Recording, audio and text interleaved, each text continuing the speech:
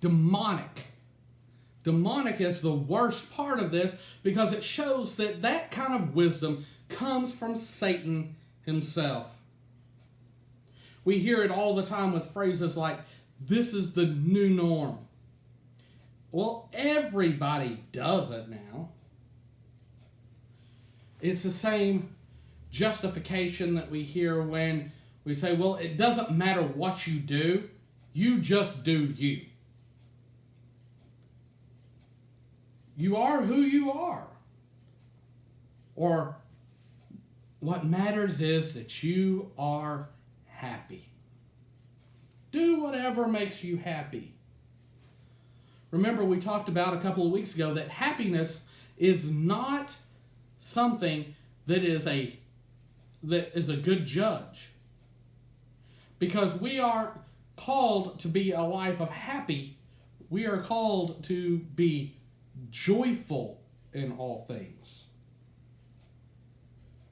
And see, when we try to make logic out of this, it sums up what we saw earlier. For where jealousy and selfish ambition exist, there will be disorder and every vile practice.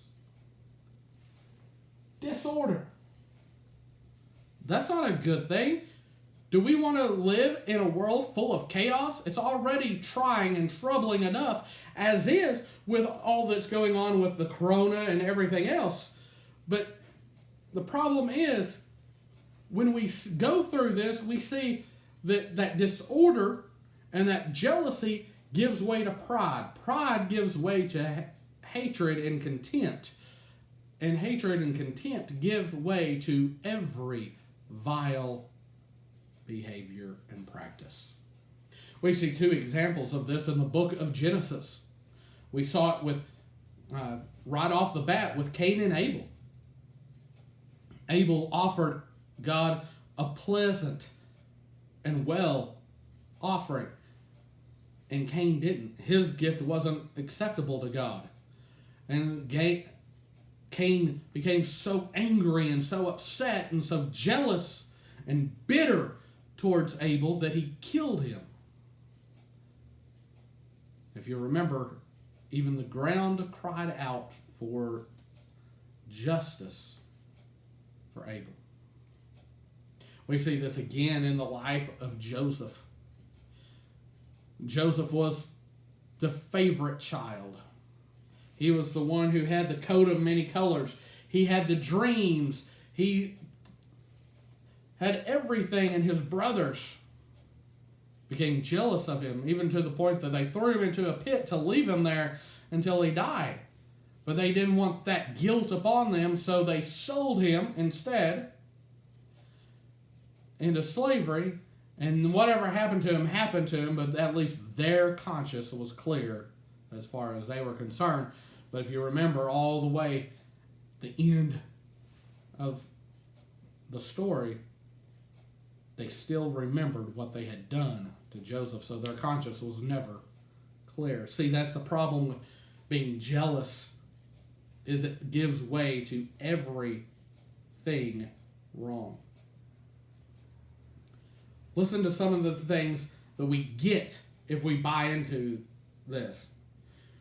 We see devastating effects on our own lives as these things can produce betrayals, encouraging lying, leading to theft, promoting an unhealthy obsession of self and money, devaluing of others, or ruining our relationships.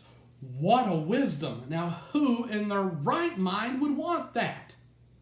Who would want to have a wisdom that is nothing but full of destruction? James is telling us here, look, I want you to know that there is something better. Something that makes this wisdom pale in comparison. Because God wants to give us godly wisdom.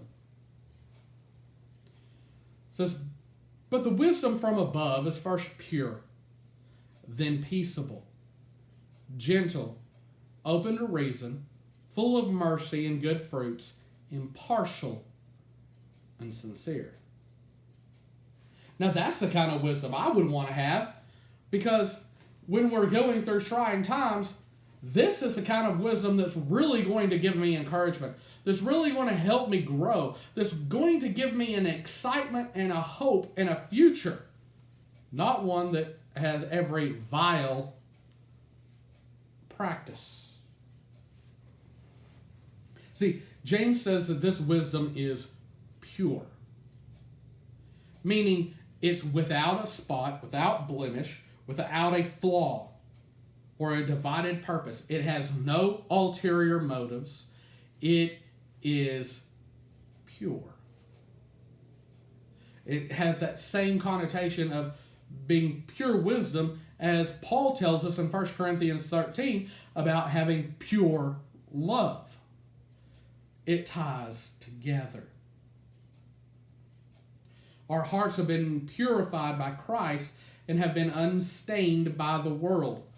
There is no ulterior motives. And when we have a pure wisdom, then we're able to have a peaceable wisdom. It doesn't look out to start fights, quarrels, or squabbles. We saw last week in the Proverbs where it says that when the quieter is silent, quarreling ceases. See, we're not saying anything because we have wisdom to know when to keep our mouth shut. Remember, think first, speak less. When we're thinking first, we're getting that godly wisdom coming down to us so that we know what to say and how to say it when we do speak. It gives us